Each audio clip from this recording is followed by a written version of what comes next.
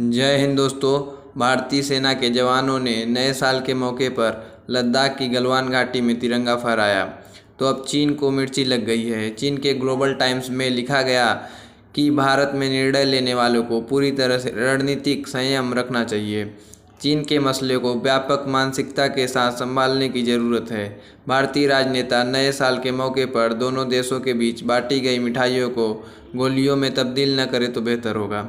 Global times का मानना है कि भारतीय समाज में चीन के प्रति गलत माहौल बनता दिख रहा है। चीन के साथ सहयोग करना राजनीतिक तौर पर गलत माना जा रहा है। भारत की राजनीति अमेरिका से प्रभावित हो गई है। कुछ कट्टरपंथी राजनेता चीन भारत संबंधों पर अपने राजनीतिक उद्देश्य के लिए कीचड़ उछालते रहे हैं। चीन विरोधी केंद्रित जनमत के बीच भारत को बड़ी शक्ति बनने की महत्वाकांक्षा को साकार नहीं किया जा सकता। यह ध्यान देने की बात है कि भारतीय मीडिया चीन पर कटाक्ष करने वाले अमेरिका या पश्चिम के विचारों को कोट करने के लिए अक्सर उत्सुक रहते हैं।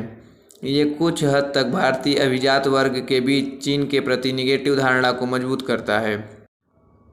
ग्लोबल टाइम्स में लिखा गया है कि बिना राजनीतिक अड़चनों के चीन और भारत पारस्परिक लाभ और जीत के परिणाम हासिल कर सकते हैं।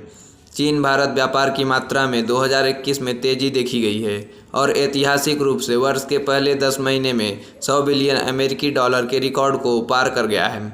ये संकेत करता है कि आर्थिक और व्यापारिक सहयोग दोनों देशों की वास्तविक मांगों के अनुरूप है। लेकिन 2020 के बाद से चीनी ऐप्स पर प्रतिबंध लगाने की भारत की घोषणा से लेकर हाल ही में कई चीनी कंपनियों में अचानक जांच तक भारत की वास्तविक बाजार मांगों को इसकी घरेलू राजनीतिक मांगों में दबा दिया गया है।